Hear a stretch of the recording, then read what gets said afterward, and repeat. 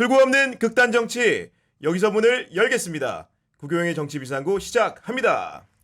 안녕하십니까, 구교영입니다. 우리 경향TV 구독자 여러분, 편안한 주말 보내고 계십니까? 아니면 이번 주말에도 치열한 시간을 보내고 계신 건 아닌지요?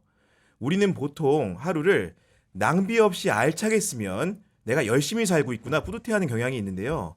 그런데 가끔은 전투적인 일상에서 벗어나서 한 걸음 내려놓으라는 가르침을 권하는 분이 있습니다. 어떤 이유에서일까요?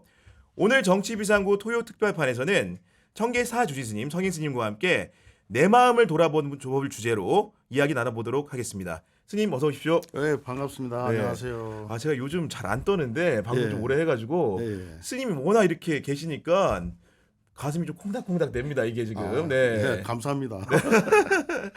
아니 그 스님 같은 경우에는 지금 보면은 제가 이력을 쭉 봤는데 예. 출가하신 지가 꽤 오래되신 거죠? 네, 한 40년 되었습니다. 그러니까요. 예. 네. 그 청계사라는 큰 절을 맡아서 예. 이끌어온 기간은 얼마나 되십니까? 청계사만 지금 24년 되었습니다. 24년이요? 네, 꽤 오래 하고 있죠. 야, 24년이면 횟수로 헤아려 보면 정말로 긴 세월인데 예. 이게 뭐 그 절을 맡아서 하시는 것도 예. 기간이 좀 있지 않습니까? 예, 원래 그 한 소임에 4년씩 이렇게 돼 있는데 네. 제가 2000년부터 지금까지 좀 하고 있습니다. 그럼 좀 꽤 오래 하요. 그러면 4년 임기라고 한다면은 국회의원으로 치면 6선 국회의원 되시는 그렇죠. 거죠. 예, 맞습니다. 6선 국회의원이 국회의장 하는 맞습니다. 해입니다. 그렇기 예, 때문에 예. 종단에서 혹시나 더 큰 일을 맡을지도 모른다는 예, 예. 그런 생각이 들기도 합니다. 예, 예. 그 청계사라는 게 위치를 보면은 예. 행정구역으로는 의왕시에 속해 있지만 예, 예. 실제로 보면 서울하고도 굉장히 인접해 있잖아요. 예, 예, 그렇죠. 그러다 보니 강남권하고도 가깝고 하다 보니까 예, 예. 불자층도 굉장히 다양할 것 같습니다. 다양하죠. 네. 이 청계산이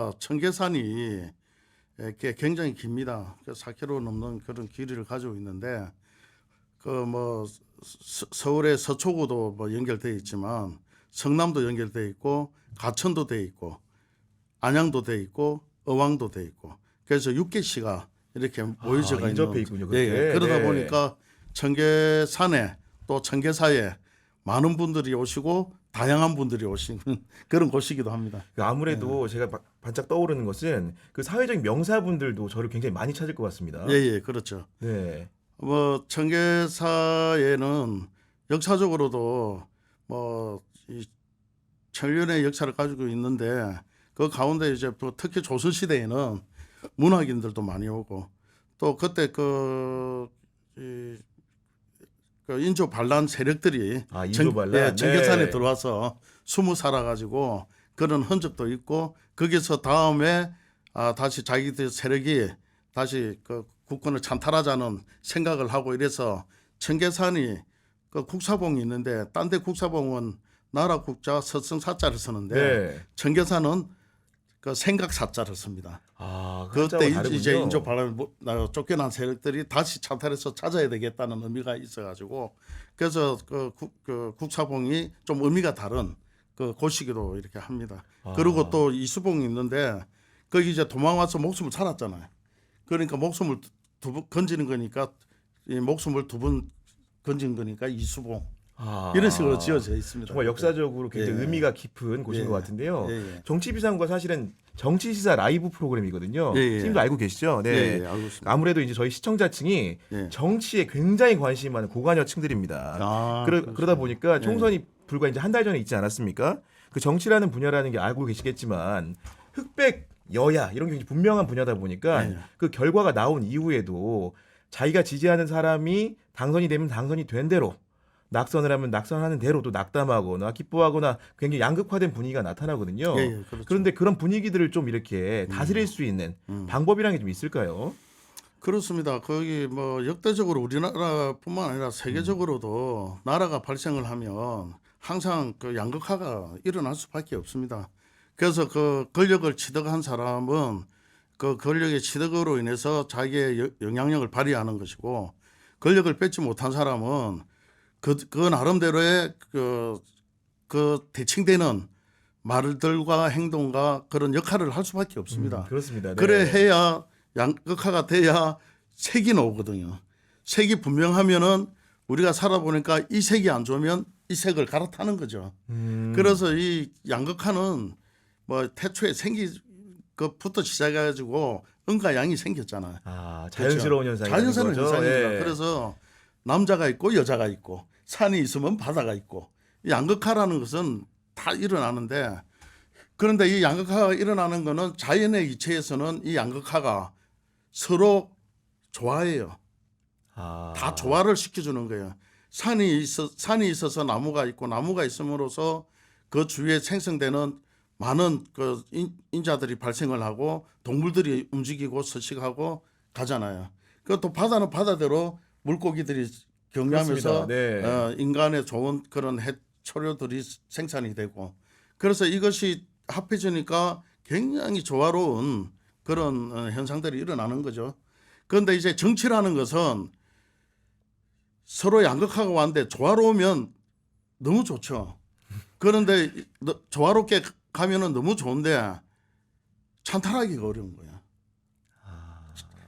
내 색깔이 분명해야 내가 이 색깔을 대중들이 보고 나는 이 색깔이 좋아라고 해서 이 색깔을 돕는데 네. 이 색깔도 아니고 저 색깔도 아니면 이거 뭐야? 이 색깔도 없는 곳이네. 선택을 받기 어렵죠. 그렇지, 어렵죠. 네. 그래서 색깔이 있는 것을 선호할 수밖에 없는데 그래서 그런데 이제 우리나라는 잘 아시다시피 오래 전부터 뭐 노론 소론 뭐 남고 북 네. 이런 식으로 계속 나눠지고 있고 하물며 남과 북으로 또 나눠져 있잖아요. 우리나라는. 그렇죠. 다양한 분파가 있죠. 아, 네. 그렇죠. 그러다 보니까 이거는 피해갈 수 없는 그래서 옛날부터 우리나라는 양파섭 때문에 안 된다라고 할 정도로 그렇게 정쟁을 거듭해 가지고 왔는데 지금 세월이 지나서 지금 더 심해진 거예요. 이거는 무슨 현상이냐? 그만큼 훌륭한 지도자가 안 나왔다라는 겁니다. 아, 사회를 통합할 수 있는 그렇죠. 인물이 없기 때문에. 그렇죠. 네. 예. 그래서 그때 정조가 그때 노론소리 굉장히 심했지 않습니까? 맞습니다. 정조 시대에. 네. 그러나 정조의 그 강당함이 있었기 때문에 많은 것을 조화로워 가지고 문화의 꽃을 또 피웠잖아요. 그죠? 그러듯이 그런 부분들이 조화롭게 되어야 되는데 그것을 움직여 줄 수 있는 훌륭한 지도자가 지금 없기 때문에 그렇다. 저는 그래 봅니다.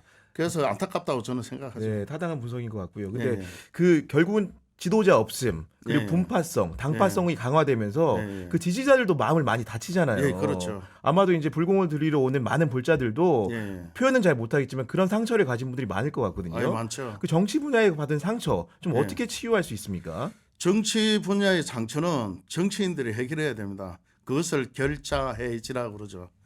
그 정치인들이 자기들 그 정쟁에 휩싸여서 그것만 보고 앞을 간다면은 앞으로의 나라의 모습은 사라진다. 국민들에게 보답은 뭐냐? 그 정치인들이 그러잖아요. 당선이 되면 어떻게 하고 해가지고 공약을 발표를 다 해서 우리 국민들에게 보답하겠습니다 합니다. 그러나 보답을 안 해요. 예? 자기 위주로 생각으로 가기 때문에 오로지 당선만 목표였죠. 그렇지. 그러니까 네. 목표를 달성했으니까 네. 더 이상 목표가 없어요. 그래서 자기만 생각하고 나아가는 거예요.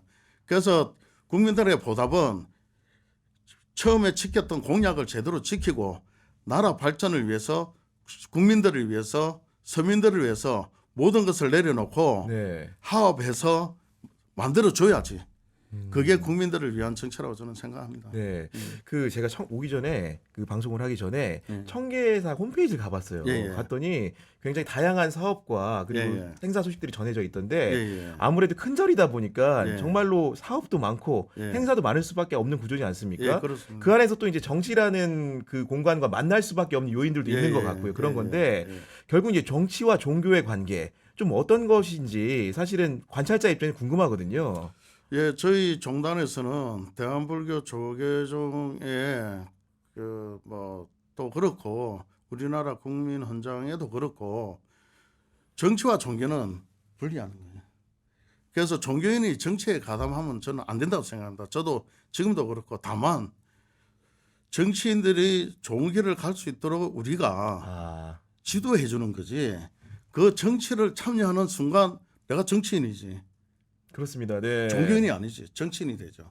그러면 종교인이 정치인이 되면은 나라가 오히려 혼탁해집니다. 예. 그래서 그 지도자가 두 가지로 나눠지죠. 네. 정치적인 지도자, 그 나라의 지도자. 예? 네, 맞습니다. 그리고 그 나라의 지도자가 이끌어가는 모자라는 부분, 정신적인 세계, 내면적인 마음의 세계를 종교의 지도자가 보충해 주는 거예요. 아, 보충적 역할로. 보충이지. 네. 예, 이게 보충이 돼야 되는데 바뀌어가지고 리더적인 지도자가 되면 안 된다. 그러니까 우리는 보충 역할을 해야 된다. 자동차가 가려면 휘발유가 있어야 돼. 맞습니다. 예. 그러면 우리가 휘발유가 되어줘야 되고 아, 몸이 안 좋아. 그럼 비타민이 부족해. 그럼 비타민 줘야 되잖아요. 맞습니다. 그러면 우리가 비타민 역할을 하는 거지.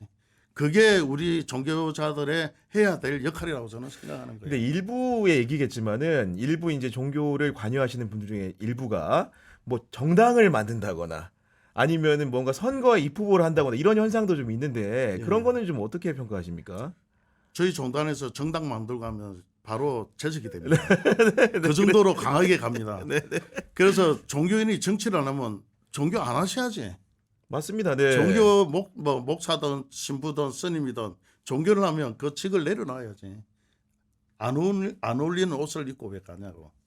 그거는 말할 게 없다고 봐요. 네, 두말할 게 없이 그거 뭐 이런 뭐 지하에 예. 이런 지하에 그거는 뭐 말도 안 되는 소리니까 말도 하기 싫어요. 저는 알겠습니다. 무슨 종교인이 정치를 하고 정당을 만들어 그러면 그러니까요. 옷 벗고 네. 가라 이거야. 알겠습니다. 네, 맞는 옷을 입어 가라. 네, 좀 정치의 화제에서 좀 내려와서 우리 사람들의 마음을 좀 얘기해보고 싶은데요. 예, 예. 저도 그렇지만 참 대한민국 국민들 정말 부지런합니다. 아, 그렇죠. 사실은 우리 스님도 제가 일정은 잘 모르겠지만 월화수목 금금금이실 것 같아요. 예, 예, 맞습니다. 주말에도 사실은 불자들이 찾아와서 불공 드리고 여쭙고 하는 일들이 일상다반사 아닙니까? 예, 예, 그렇죠. 근데 이 부지런함에 대한 맹목적인 부지런함 이런 것들이 나라를 바꾸고 개선하는 데 영향을 끼쳤겠지만 개인적으로는 굉장히 피폐해지는 야, 그렇죠. 결과를 낳잖아요. 예, 예, 예.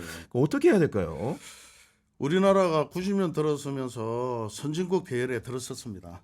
그전에는 너무 못 살고 없고 그러니까 열심히 해야 된다는 그 강박관념이 좀 많았어요. 우리 시대 때는.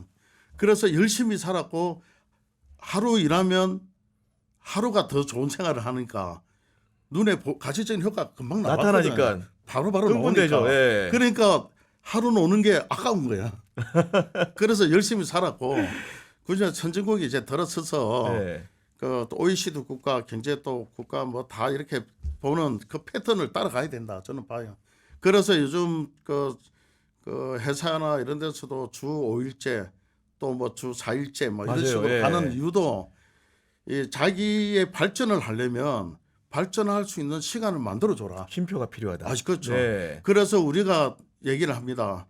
휴, 쉬고 또 쉬어라. 아, 이 쉬는 것은 뭐냐면 자양분입니다. 내가 쉼으로 인해서 체력도, 정신도, 육체도 교합이 되거든. 그러면 내가 하나의 성공률을 올릴 거를 그 쉼으로 인해서 세 가지, 네 가지 효과를 더 볼 수 있어요. 계속 뭐 쉰다면 문제지만은 내가 적당한 쉼을 가지고 그 쉼 속에서 발전을 시키면 그게 더 이득 아닐까요?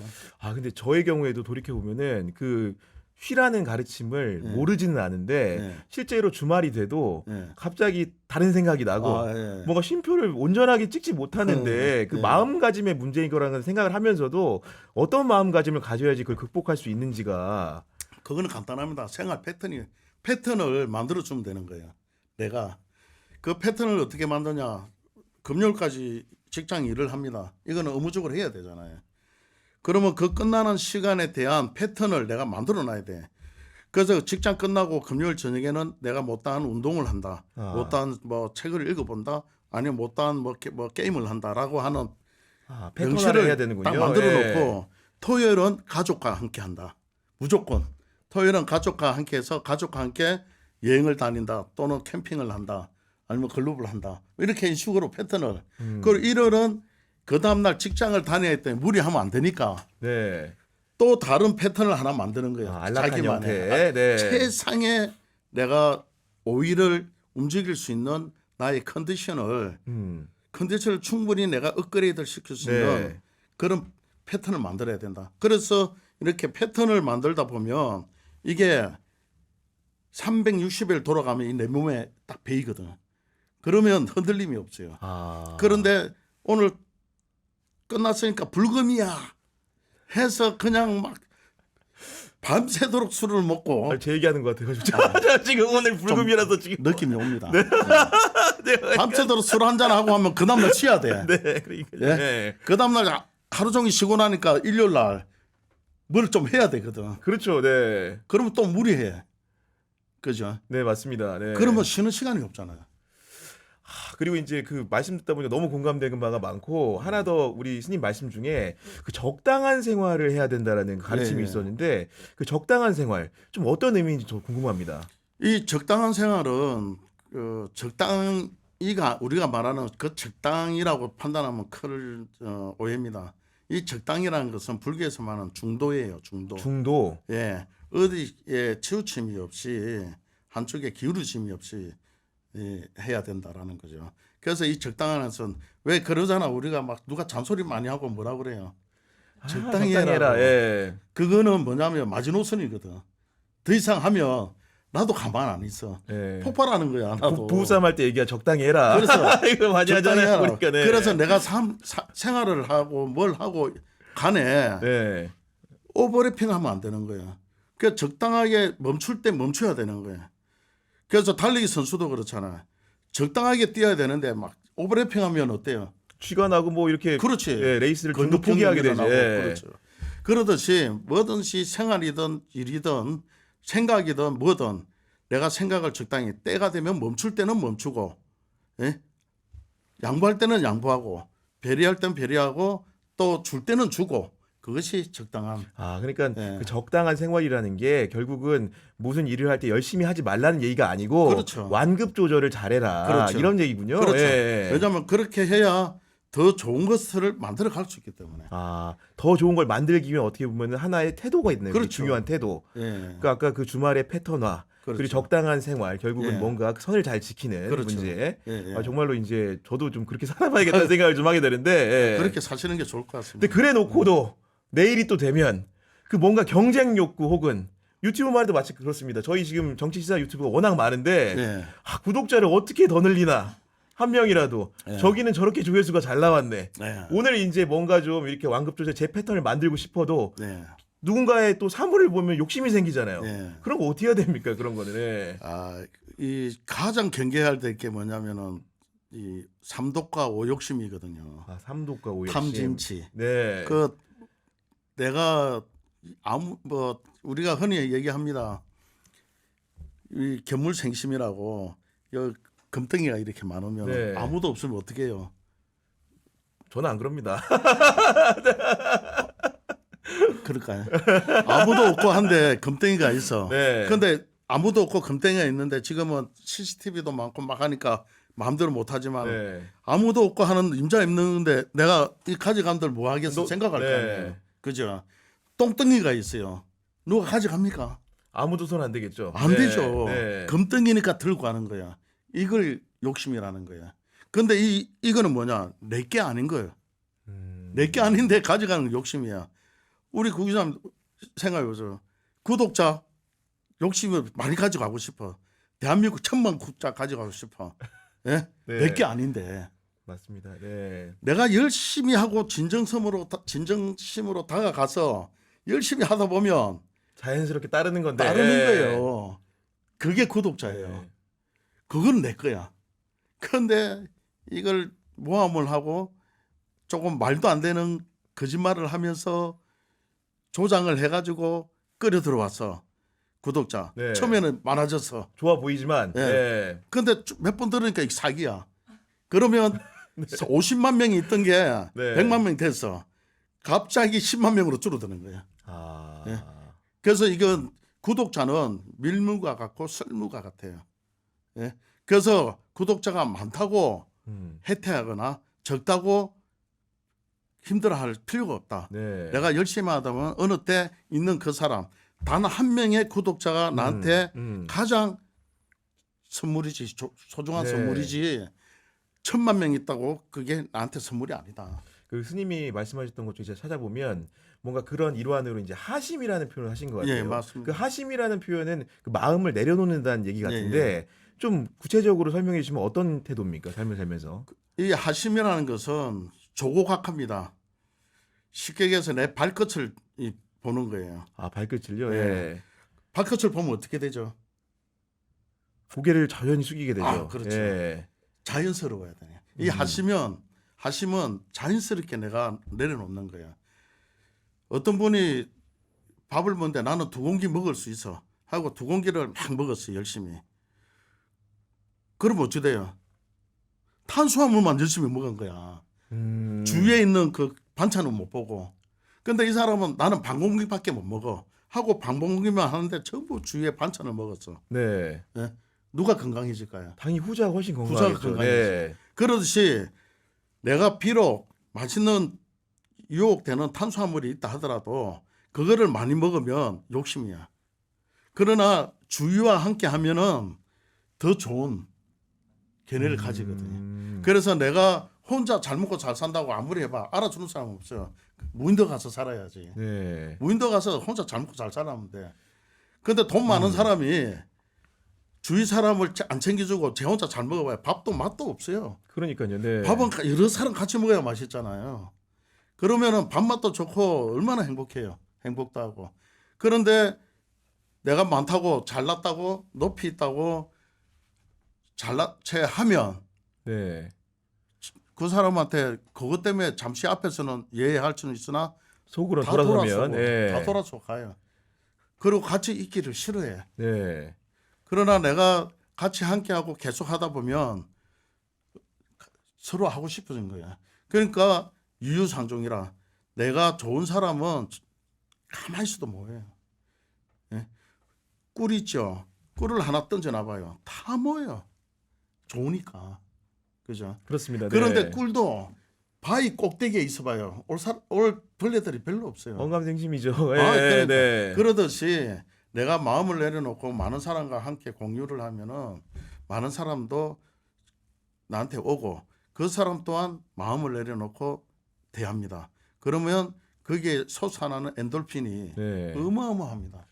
그러면 건강도 챙기고 마음도 좋아지고 친구도 생기고. 네. 그래서 이 하심이라는 것은 무조건 내가 이미지 트레이닝을 했더라도 네. 내려놓을 공부를 해야 돼요. 아, 그렇군요. 아, 제가 들으면 들을수록 이제 흡수가 되는 것 같은데 사실은 저는 하심이라는 표현의 적당한 생활이라는 표현이 어떻게 느꼈냐면은 처음에는 그냥 문헌대로 봤을 때 제 상상의 나래로는 아, 그냥 뭐 이렇게 욕심 내지 말고 그냥 평범하게 그냥 물에 물 탄 듯 술에 술 탄 이렇게 사는 거다 이렇게 생각했는데 예. 그게 아니네요 전혀. 전혀 예. 아니죠. 오히려 어떻게 보면 예. 사회를 더 건전하게 바꾸고 자기를 더 채울 수 있는 방법으로서 그렇죠, 그걸 그렇죠. 제시하신 거네요. 그러니까 예. 뭐 사명감, 책임감, 또 결속감, 또 나의 당찬 포부 이런 게 다 들어가 있는 거예요. 그러니까요. 그게 예. 없으면 할심할 수도 없고 적당한 생활을 할 수도 없어요. 네. 결단력도 있어야 되고. 그 이 하심의 영역에서는 약간 좀 벗어난 얘기일 수도 있는데 예. 총선이 끝나다 보니까 예, 예. 선거에서 당연히 승자가 있으면 패자가 있지 않습니까? 예, 예. 낙천 공천 단계에서 탈락한 사람, 예. 선거 단계에서 낙선한 사람도 있는데 예, 예. 그런 분들 주변에 제가 사실 많아서 보면 예. 굉장히 그 수렁에서 벗어나질 못하더라고요. 아, 예, 예. 이런 분들이 아마도 불자로 찾아온 경우도 있을 것 아, 같은데 예, 있죠. 좀 뭐라고 좀 말씀을 해주십니까? 제가 첫 마디가 뭐냐면 전화가 오거나 오면 네, 수고했다고 그러죠. 수고했다고. 왜냐하면 수고했기 때문에. 그리고 인연이 아닌 것에 대해서 집착하지 마라 그래요. 인연이 안 됐으니까 안 된 거예요. 안 되는 인연을 가지고 내가 계속 못 물어봐야 자기 도움 손해죠. 될 거예요. 예. 그걸 집착이라 그래. 그래서 우리 불교에서 부처님 말씀 중에 가장 무거운 것 중에 하나가 착이에요. 자기구나. 예. 집착. 그래서 그 12연기에서 이 착을 굉장히 경계를 하는데 우리가 그 절에서는 동물도 못 키우게 하는 이유가 있어요. 왜 그런 겁니까? 동물을 키우다 보면 거기에서 사랑이 들어가잖아요. 사랑을 하게 되면 모든 것이 집착이 이렇게 가는 거야. 아, 나가도 신경이 생겨. 밥을 먹었나 뭐. 수행이 안 되는 거죠. 정신이 팔린다는 거죠. 관리지. 쉽게. 그러니까 예. 착이 있으면 내가 이 머리에 어둠만 깔려. 그러니까 요즘 우리나라도 그렇고 세계적으로도 반려동물 키운다고 많이 하잖아요. 열풍이죠, 사실은. 열풍이죠. 예. 이게 집착의 끈을 가져가는 거야. 예. 못 헤어납니다. 사랑하는 사람이 있어 헤어지죠. 사랑하는 사람이 헤어지면 정이 생겨요. 그래서 애정의 관계라는 거예요. 그러니까요. 예. 그 가장 무서운 거예요. 사랑 안 하면 정오심이 안 와. 사랑하면 정오심이라는 게 하나 또 생겨버리는 거지. 그래서 네. 우리 연기 법칙에 나오는 것들이거든 그게. 그렇구나. 네. 그래서 그 연기 법칙 중에 하나가 차기라는 거야. 인연이 아닌 거에 대해서 빨리 내려놓는 게 내가 현명한 거지. 그걸 가지고 씩씩거리고 할 필요 없다. 내려놓고 다음 4년 준비하면 되지. 예? 지혜롭게. 네. 자기가 능력이 없고 모자라고 동료를 못 받았기 때문에 안 된 거예요. 그렇습니다. 네. 예. 뭐 당연한 거 아니에요. 그래서 인연법에 의해서 안 돼 있으니까 불교는 정확합니다. 인, 연, 가, 보. 인연이 안 돼서 그래서 결과가 나왔어요. 네. 그러면 그거는 자기의 업보라 생각하면 되는 거예요. 네. 그런데 자기 업보를 자꾸 그거를 가지고 집착을 가져간다? 그거는 잘못된 논리죠. 본인에게도 안 좋고 사회에도 안 좋은 일이라는 거죠. 네. 스트레스 받아 병만 생기지. 그러니까요. 그렇게 그렇게- 악순환의 연안이 계속 연결고리가 되는 거예요. 바로 내려놔야 돼 그런 거는. 네. 그 하심해야 돼야 되고 적당한 생활을 해야 돼. 저희 이제 방송 중에 이런 얘기 하더라고요. 홍준표 대구시장 누가 얘기를 하면서 예. 그 서울시장 2005년도인가요? 그 서울시장 예, 예. 이제 도전을 했을 때 유력한 후보였고 당에서 이제 당연히 본인이 뽑힐 줄 알았는데 안 된 다음에 다음날 정말로 그 라디오 인터뷰를 하는데 그런 일이 있었냐는 듯 하는데 롱런하는 정치인들이 보면 그런 특성들이 있다고 아, 하더라고요. 그렇죠, 예. 그렇죠. 뭔가 안 됐을 때 그거를 잘 수용하고 이겨낼 수 있는 사람. 그렇죠. 네. 그게 이제 이 마인드 컨트롤이라 그러고 우리 종단에서는 그걸 이제 선명상이라 해가지고 자기의 마음을 다스릴 줄 모르면은 많은 것들이 힘들어지거든. 지금 세상에는 더욱더 그래요. 전쟁이 일어나고 경제적으로 힘들고 서로 간에 괴리감이 생기고 이럴 때일수록 이 명상을 해야 되거든요. 나를 찾아가는 길을 떠나야 됩니다. 네. 그래서 내 자신에 대한 것을 철저하게 탐구하고 노력해서 명상을 해서 선을 하두를 참고하다 보면은 어느 순간 내가 육체에 힘들었던 육체의 힘이 빠지고 쓸데없는 생각했던 정신의 잘못된 정신의 세계에 물이 빠지고 잡념이 사라지고. 그렇죠. 그러다 보면 내 마음에 있던 그런 악순환에 연결돼 있던 네. 오욕심과 탐욕심 이 모든 것들이 녹아지게 되고 네. 저절로 이렇게 템포듯이 그렇게 사라진다고 봅니다. 그래서 그런 분들이 낙담하지 마시고 계속 하고 싶으면 미래를 준비해라. 다음 4년을 준비하시라. 네? 그때는 어떻게 준비하느냐. 지금 떨어진 것을 잘 정리를 해서 반면 교사를 삼아서 교두보를 만들어라. 네. 그러지 않으면 안 된다.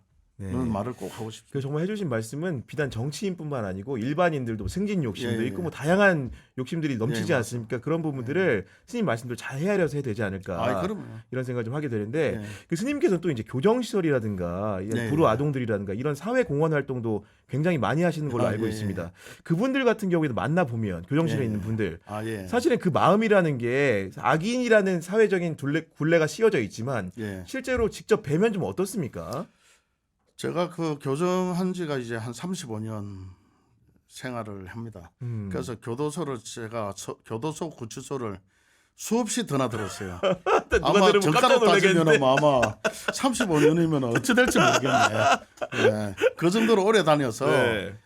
쉽게 해서 뭐 구치소 교도소에는 잡범부터 시작해서 정치범까지 그럼요. 경제사범 뭐 사기꾼 별의별 그 재소자들이 거기서 수용 시설에서 수용을 하면서 다시 사회에 나왔을 때 다른 모습으로 할 수 있도록 역할을 하는 게 우리들이거든요. 그러니까요. 네. 그래서 거기서 만나면 착해요.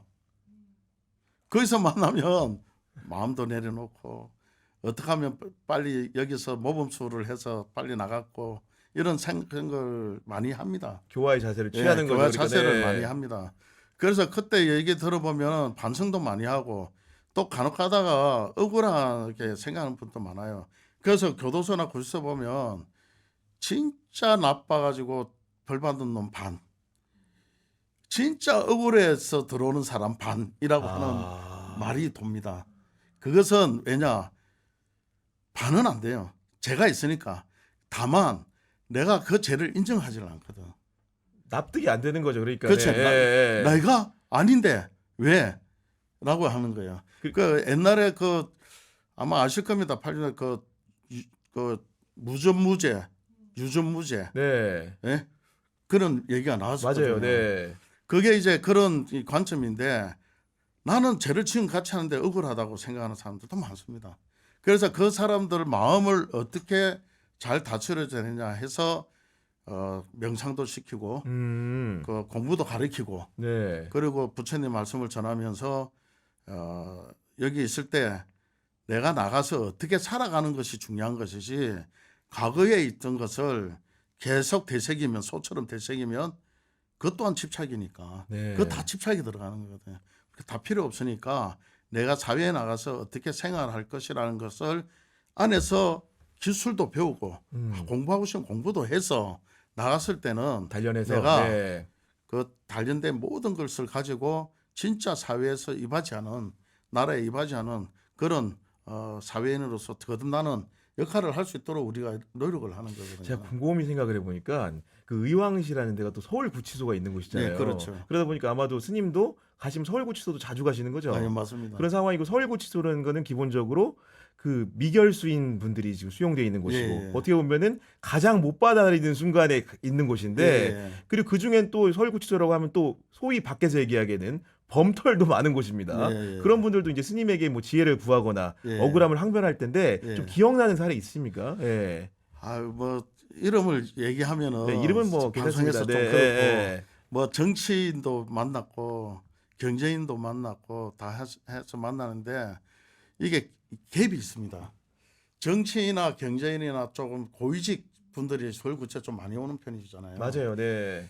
그래서 이 갭이 좀 차이 나는데 그런 분들은 사회에서도 이미 성공했던 사람들이에요. 그렇죠. 예. 뭐 공부도 많이 했고 사회에서도 그 아주 높은 곳에 있었고 그래서 그런 분들은 어느 정도 공부가 다 된 단계인 사람들이에요. 아. 그래서 얘기를 하면 자기가 어떻게 쳐야 되나 어떻게 해야 된다는 게 이렇게 딱 이렇게 스크랩이 되어 있습니다. 이미 솔루션이 자기 머릿속에 있는 아, 거군요. 돼 있죠. 예. 그 돼 있는 가운데 저희들은 다만 건강을 해치지 않게끔 마음 공부에 대한 컨트롤에 대한 네. 어드바이스만 네. 좀 전하는 정보를 해주시는 거고. 정도고 말고 구치소에는 또 미결소 중에서도 조금 어려운 사람들이 들어오는 것도 있거든요. 사정이 어려운 사람들. 그런데 요즘은 또 그전하고 좀 다른 게 조금 정신적인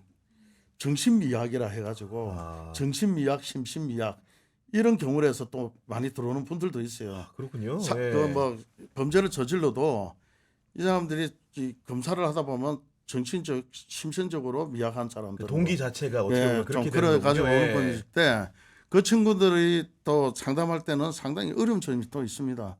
왜냐하면 그때 상담할 때는 상당히 또 이 크로즈가 되는데 좀 지나면 또 이렇게 이상 행동을 또 보이기 때문에 그런 사실 사회에서는 이제 약 처방을 받고 끊임없이 이 진료를 받으면서 해야 되는데 그런 여건이 안 되잖아요.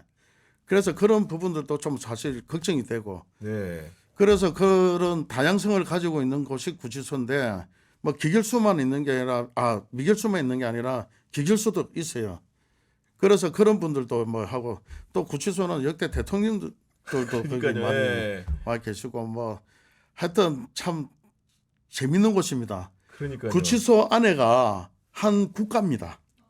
나라 경영 가능할 것 같아요. 지금도. 한 국가가 구치소 교도소가 국가예요. 그러니까요. 그래서 그 한 국가를 운영하는 데 있어서 어떻게 조화롭게 잘 갈 수 있는가가 저 교정 위원들이 해야 될 역할인데 거기에 이제 교정위원 중에서도 다양합니다. 종교인도 있지만 각계각층의 교정위원들이 있기 때문에 어쨌든 그 교정위원들이 노력을 해서 사회에 복귀했을 때 단 1%라도 그런 범죄가 줄어들 수 있게끔 만드는 게 우리의 업무다라고 하면서 교정을 네. 복지를 행하고 있습니다. 이제 좀 그 화제를 바꿔 절 얘기를 좀 해보고 싶은데요. 그 부처님 오신 날 예. 사실 굉장히 큰 행사 아닙니까? 예. 지금 준비에 여념이 없을 것 예, 예. 같네요. 예. 어떤 준비 좀 하고 계십니까? 저희들은 부처님 오신 날 되면 한 달 반쯤 시작을 해서 계획을 세워서 거리에 등을 달고 그러니까 예쁘죠, 아주. 예. 예. 그거는 뭐냐면 이제 이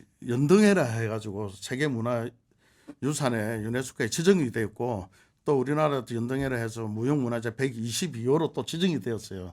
그러니까 이건 하나의 한 국가의 행사거든요. 네. 그래서 옛날 고려시대부터 전해 내려왔던 그리고 조선시대에 다시 꽃을 피웠던 그런 연등회를 하기 위해서 거리에 연등을 달고 그러고 나서 이제 그 어려운 이웃 소외된 계층에 저희들이 위문도 다 갑니다. 위문도 이제 가고 또 각 기관에 점등식을 합니다.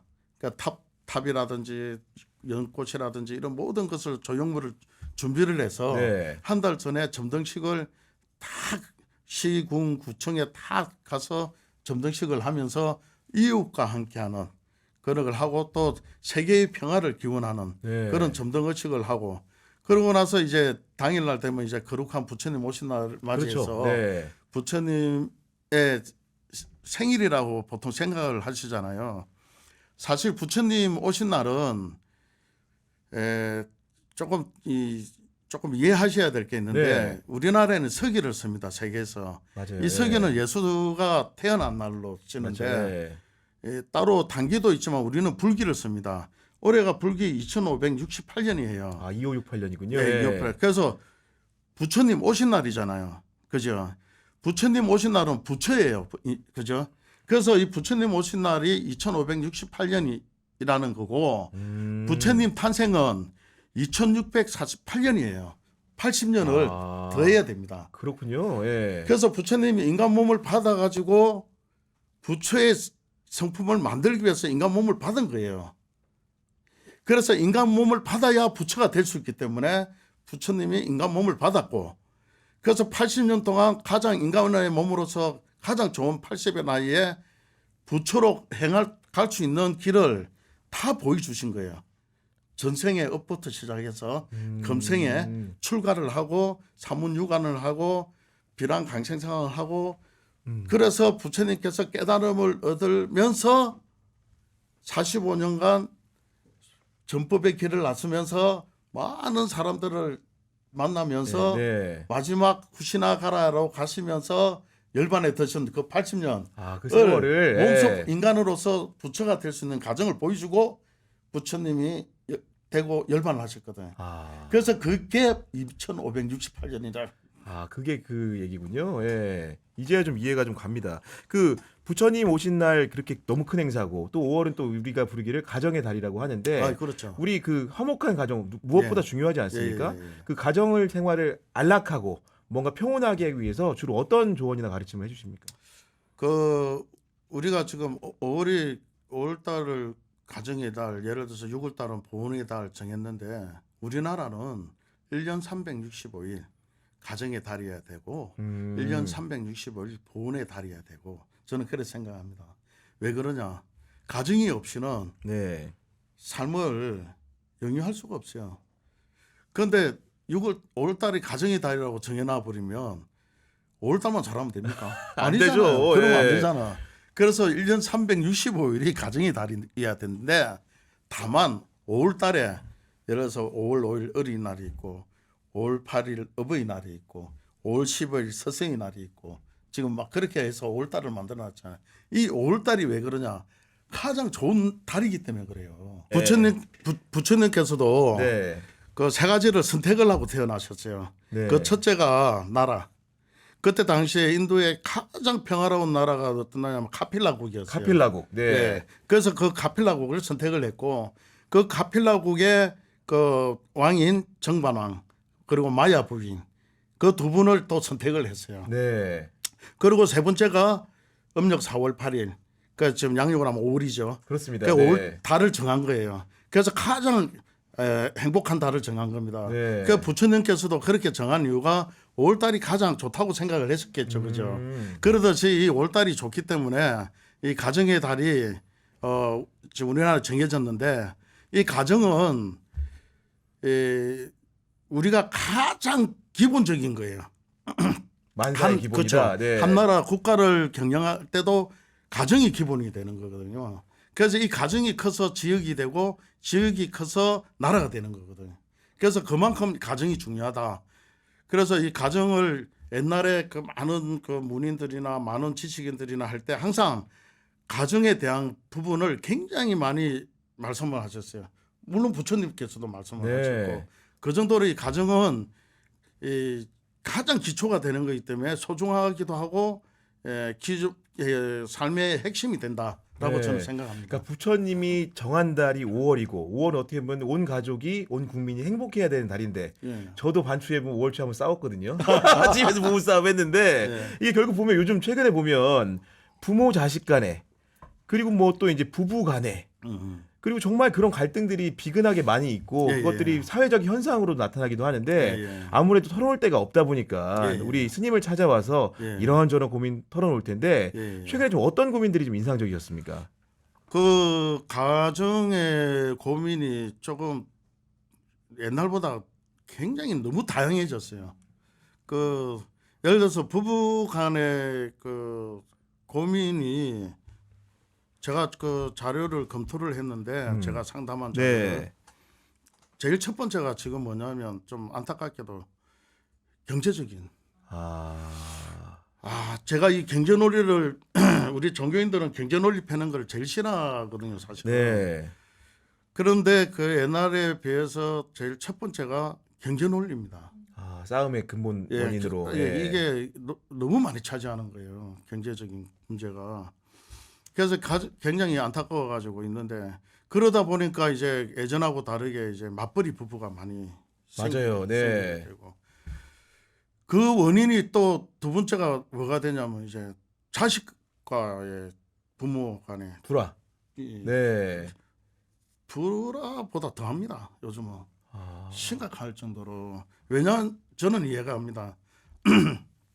우리 때는 좀 못 사는 시대에 태어났고 중간에 개발도상국에 올라왔고 그리고 나이가 들었고 우리 젊은 친구들은 요즘 90대 지나서 2000년 오면서 얘들은 이미 선진국에 태어났어요. 맞아요. 예. 그래서 생각하는 거나 행하는 게 달라요. 아예 다릅니다. 예. 완전히 달라요. 사고방식도. 그런데 우리 사고방식으로 부모가 자기 자식들을 건사하니까 됩니까? 안 먹히죠. 안 먹히지. 그게. 네. 그래가 막 뭘 하다가 휴대폰 들고 있다가 작동한 걸 잘 모르거든. 그러면 자식한테 이거 어떻게 하는지 좀 해달라고 줘요. 그 순간 무너지는 거예요. 우리 부모는 시대의 사람이 아니라고. 나한테 조언이나 충고를 할 수 있는 수준의 사람이 아니라고 생각하는 아니지. 거죠. 예. 그 하나만으로도 나오는 거예요. 예. 그래서 부모도 끊임없는 지식 습득을 해야 됩니다. 예. 왜냐? 자식이 맞춰야지. 그러니까요. 네. 훈계라는 것은요. 말 그대로 내가 알아야 하는 거예요.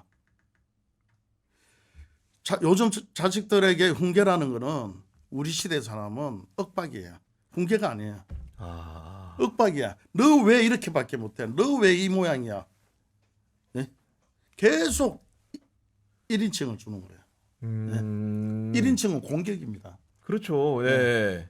하물며 자기 반려동물한테도 아이고 잘못해도 아이고 똥도 이쁘네. 아이고 똥 사니까 잘 샀네 이쁘네 네. 하잖아요. 그죠? 근데 자식한테 자식이 똥 사고 오줌 싸면 나 가만 놔둬. 으유 진짜. 그냥 예. 뭐 하시겠죠. 그죠? 그러니까요. 그러니까 이게 부모가 자식하고 같이 대화한다는 게 너무 힘들어요. 그러니까 이 시대의 상담이 너무 복잡해지고 다양성을 가지고 있기 때문에 제가 부모들한테 그래요. 자식한테 코드를 맞추려면은 부모가 먼저 모든 걸 습득을 해라. 예? 습득을 하고 자식한테 접근을 하고 그리고 자식을한테 대할 때는 그 자식의 고민을 무조건 일단 들어줘라. 듣고 해라. 예. 무조건 그날은 들어줘라. 그리고 그 다음 날 그 들은 거를 생각을 깊이 해라. 예? 그래서 우리 고사성어에 나옵니다. 3, 4, 1은이라고. 3, 4, 1은 한 번 말 내뱉을 때 세 번은 3번 생각해라. 예. 저는 더 하고 싶어요. 14, 1은입니다. 10번을 생각을 해라. 너무 상처가 되니까 그 한마디가. 그 한마디가 자식한테 상처가 되니까.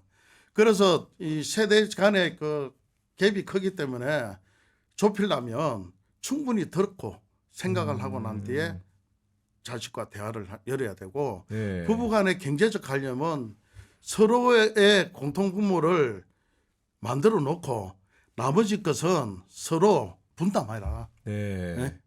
공통적인 건 놓고 서로 분담하라. 음. 그러다 보면은 설거지를 하고 있을 때 내가 청소를 한다든지 이런 자연스러운. 그렇죠. 네.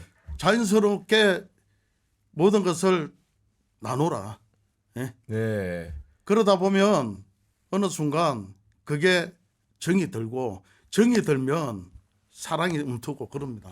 네. 그렇잖아요. 그래서 서로 맞벌이하다 보면 정 붙을 시간이 없잖아요, 솔직히. 네. 갔다 오면 다 피곤하니까 피곤한데 뭐 말하기도 귀찮고 한데 뭘 말을 그러니까요. 해요.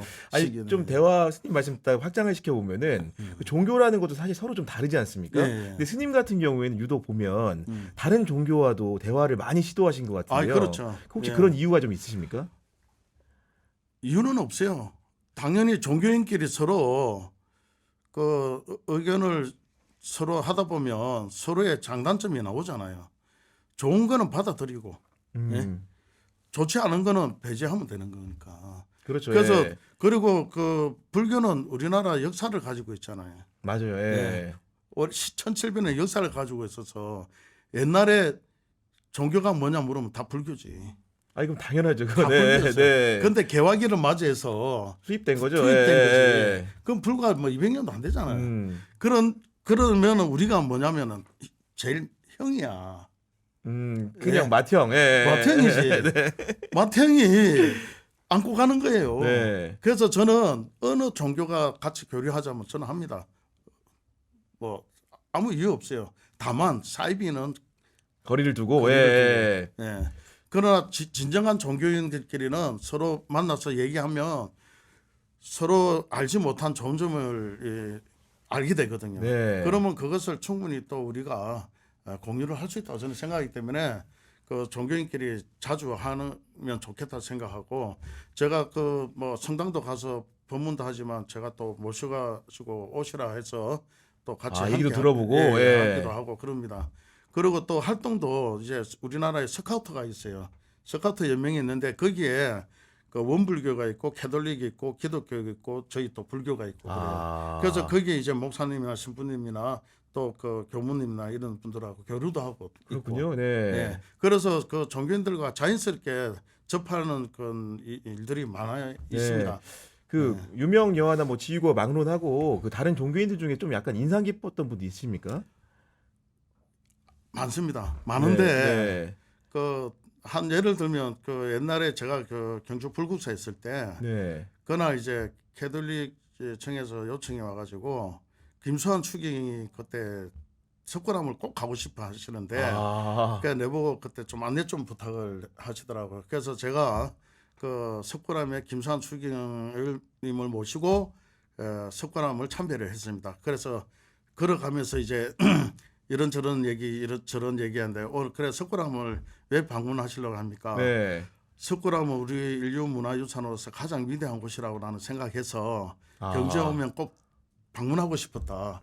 그런데 기회가 안 돼서 오늘에서 방문을 하게 됐다. 그게 몇 년 전이냐면 한 25년 전입니다. 25년 전이요. 예. 예. 그래서- 구지스님 되시기 전이네요. 그러니까 그러니까 거의 청계에서 오시기 예. 전에 25년도 네, 네, 됐네. 네, 네. 28년 뭐 28년, 이랬다니까. 네.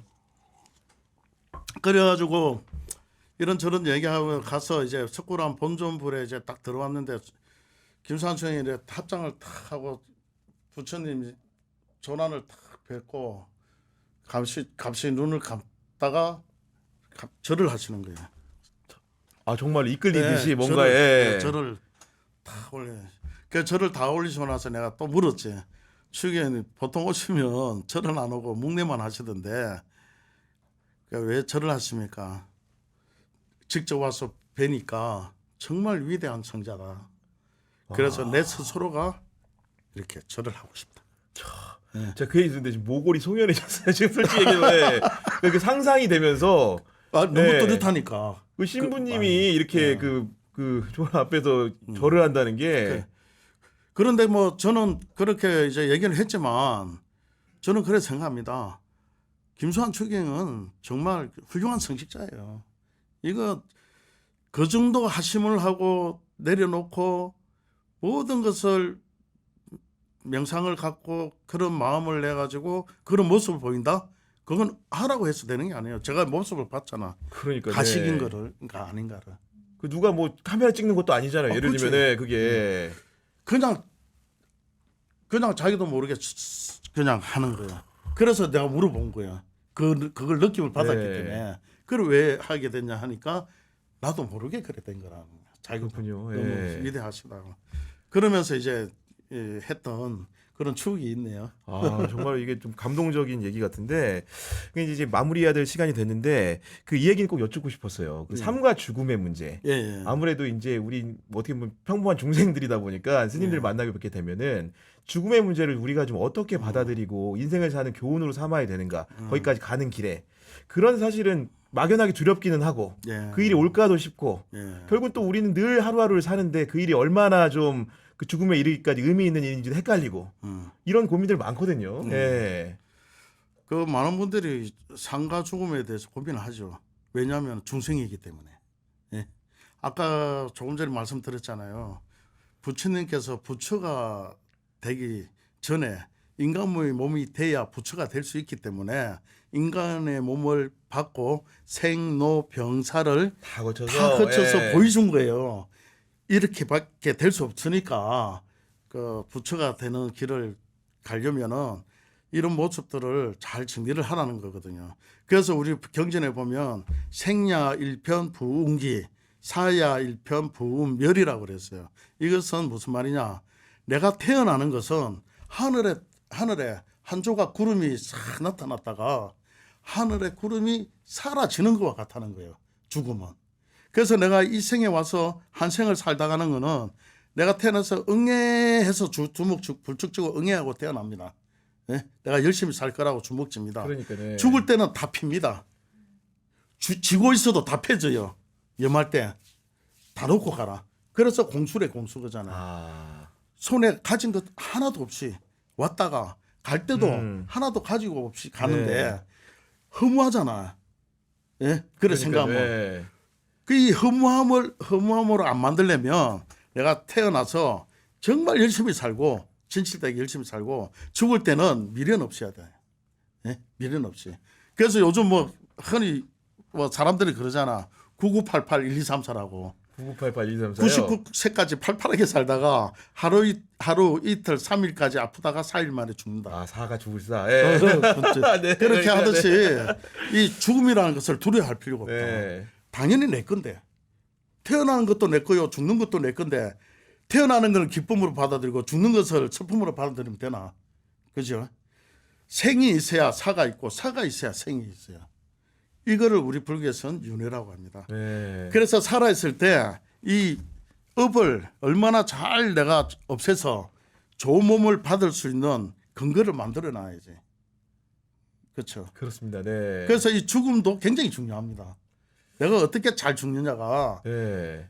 태어나는 것보다 죽는 게 더 중요하다는 거예요. 그래서 우리 불교에서는 이 죽음 해양을 굉장히 정성스럽게 합니다. 그래서 49제를 지내는 거예요. 네. 그래서 이 사람이 태어나서 죽으면 다시 내가 그 업을 가지고 연을 올 때까지 49일이 걸립니다. 그래서 49일 동안 일주일마다 왕을 만납니다. 그래서 다섯 번째 네. 일주일이 오면은 염라대왕을 만나요. 염라국에 가서. 그러면 모든 죄를 판결을 받고 여섯 번째 우리 쉽게 얘기하면 항소심 하잖아요. 그렇지. 예. 그럼 여섯 번째 항소심 하듯이 가요. 그 일곱 번째 어디로 갑니까? 대법으로 갑니다. 아. 그래서 7일째 마지막에는 네. 49제를 크게 차려주는 거예요.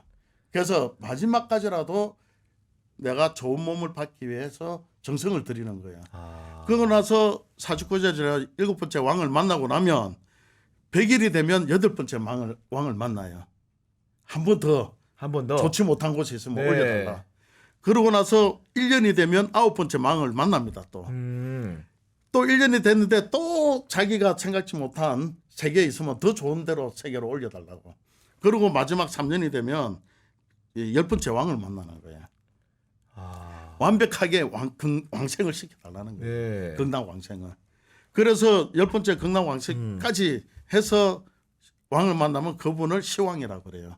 그래서 절에 가면 시왕전이라고. 아, 그런 거군요. 예. 시왕전이라고 있습니다. 그래서 불교는 그런 죽음에 대한 것도 철저하게 연구를 하고 공부를 해서 내가 죽었어도 어떻게 임종을 해서 내가 다음에 업을 다 해서 극락왕생을 하고, 아니 도리천에 태어나고 육도 윤회가 있는데 그 업을 다 소멸하면 윤회도 없어요. 네? 도리천에 가고 도솔천에 가고 그러거든요. 네. 부처의 세계로 올라가는 그런 게 있기 때문에 우리는 기회가 많다. 그래서 우리 불자들은 이미 구원을 받았다고 해요. 타 종교하고 다르게. 인간 몸으로 태어나는 것은 구원을 받아서 태어납니다.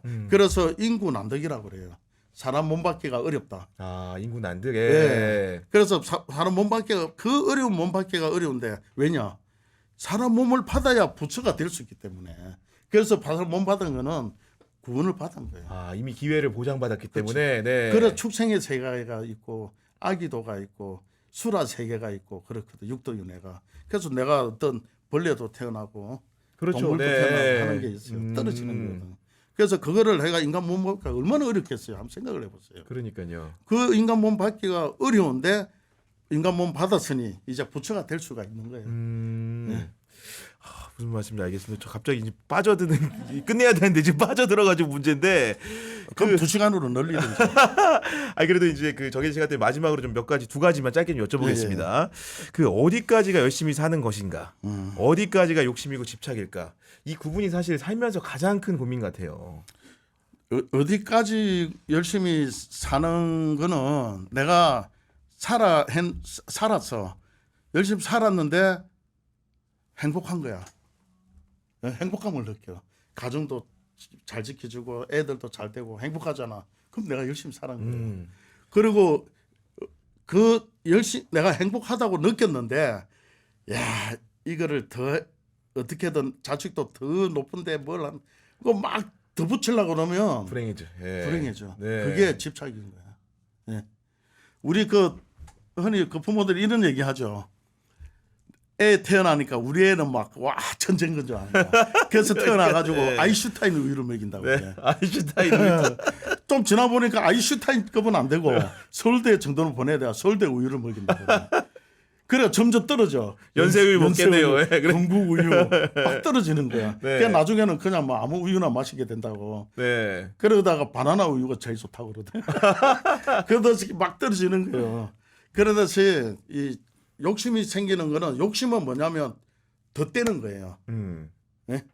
우리가 물건을 온전하게 잘 만들었는데 어디가 파스가 났어. 그러면 덧대야 되잖아. 그렇습니다. 이 덧대면 네. 오래 갑니까? 안 가죠. 때가 좀 네. 떨어지는 네. 그와 같은 겁니다. 네. 아, 그리고 마지막으로 저희 정치비상구이기 때문에 프로그램 명 자체가 네. 그래도 그 스님께서 지금 이 시대를 살아가고 있는 정치인들에게 한 말씀 좀 부탁드립니다. 우리나라 대한민국 정치인들이 너무 고생 많습니다. 예, 고생도 많으시고 나라를 위해서 고민도 많으시고 그런데 이제 정쟁을 하다 보니까 서로의 당략을 갈 수밖에 없지 않습니까? 그래서 당략도 좋고 정쟁도 좋고 네. 다 좋습니다. 그러나 국민이 있습니다. 정치인들의 가장 중요한 사람은 누구냐면 국민들입니다. 다른 거 볼 필요 없습니다. 국민들이 원하는 거, 국민들이 행복할 수 있는 방법, 그리고 국민들이 살아갈 수 있게끔 격려해 주는 게 저는 정치인이라고 생각합니다. 그래서 다 접어두고 서민들이 웃는 날을 만들어 주는 게 정치인이다 저는 생각합니다. 네. 오늘 토요특별판은 청계산 조지스님이 성행스님과 함께 했는데요. 저는 오늘 대화 나누면서 예. 제 마음도 많이 치유가 됐거든요. 예. 특히나 이제 적당한 생활, 예. 그 하심의 의미를 제가 사실 예. 표피적으로 이해했을 때와 예. 스님을 만나서 가르침을 들었을 때가 전혀 정반대 의미였거든요. 다행입니다. 그렇기 때문에 저희 구독자 여러분들께서도 아마도 그런 예. 말의 어휘들, 마음 다스림의 어휘들을 예. 뭔가 새롭게 예. 관찰할 수 있는 시간이 되었을 것 같습니다. 예. 그 저희 정치비상구는요. 그러면 다음 주 월요일 또 오후 4시에 여러분들 찾아뵙도록 하겠습니다. 스님 함께해 주셔서 너무 감사합니다. 아유 감사합니다. 네, 감사합니다. 다음 주에 뵙겠습니다. 네.